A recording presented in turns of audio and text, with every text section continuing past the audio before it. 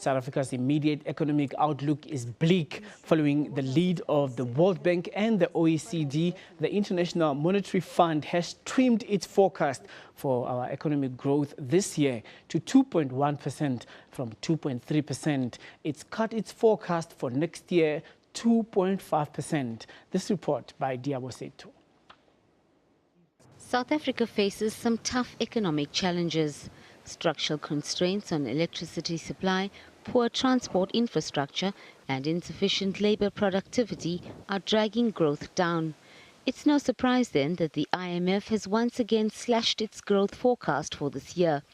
4 years ago, the IMF expected that by 2015 the economy would grow by 4.5%, but that's now changed to just 2.1%. And that tells you that there are South African specific factors that are weighing down on our economic performance, over and above the drag caused by lower economic growth worldwide and the effect that that is having on commodity prices and our export performance. The IMF notes the lower oil price will provide much needed reprieve, but that export prices will remain depressed. Lower oil prices are in part a function of relatively weak global growth. It's a case of where does the direction of the causality come from. And weak global growth has driven commodity prices downwards more generally. And so on the one hand, consumers may benefit from paying less at the pump for their fuel, but on the other side, we've got the fact that especially your commodity producing countries, including South Africa, feel the pinch of lower commodity prices and therefore do not benefit on the export side. The downward revisions are not unique to South Africa. The IMF cut the global growth outlook for this year in line with the recent similar move by the World Bank. Manufacturers of electronic goods may soon pay a tax for disposing of defunct electronic goods to limit harm to the environment. The Department of Environmental Affairs recently announced that it may be charging this tax in order to manage the disposal of these obsolete materials. The department is of the view that the manufacturers are producing equipment containing hazardous material and must take responsibility for managing the waste stream effectively. To achieve this, REDISA, or the Recycling and Economic Development Initiative of South Africa, was created to clean the environment of tire waste, to develop a circular economy with particular reference to the tire industry.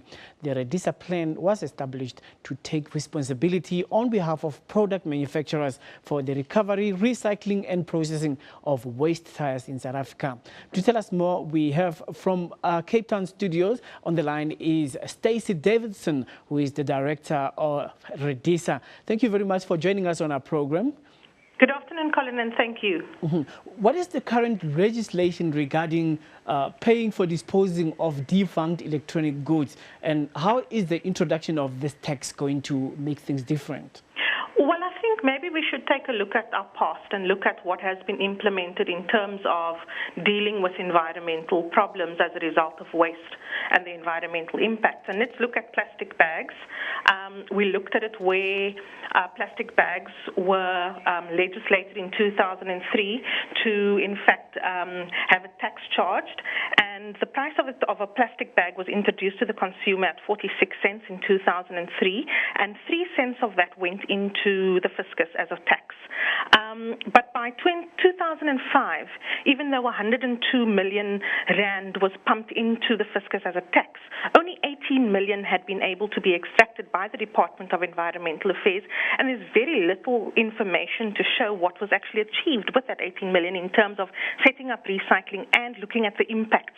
We do know that the plastics are still being sold a dime a dozen. So are we really achieving the objectives by implementing it as a tax? So when you look at what REDISA has done and what the minister looked at in terms of implementing a different way of doing things, she has legislated the REDISA plan, which looks at a model whereby the industry pays over to a private entity, so it's a management fee, to take on the responsibility of that environmental remediation activity, which ultimately is creating a circular economy, because what you want to do is you want to convert the waste because of the commodity efficiency and driving behavioral patterns around commodity efficiency. You want to have a mechanism in place to drive all of our economies away from a linear one where we purchase goods, we manufacture, we purchase, we retail, we consume, and we throw away, to a system where you're incorporating our waste back into the economy, thereby creating opportunity for business and job creation. All right, Stacey, let me come in there by asking about how does the recycling industry deal with the issue of creating jobs while addressing the waste tire problem? You know, for me, I feel that some tires, we're saying we're recycling them, but definitely they are reserved for service delivery protests. For example, now in Malamulele, I see protesters having tires on the streets. They are burning them. Are you recycling them? Absolutely, and maybe I should speak into the statistic then.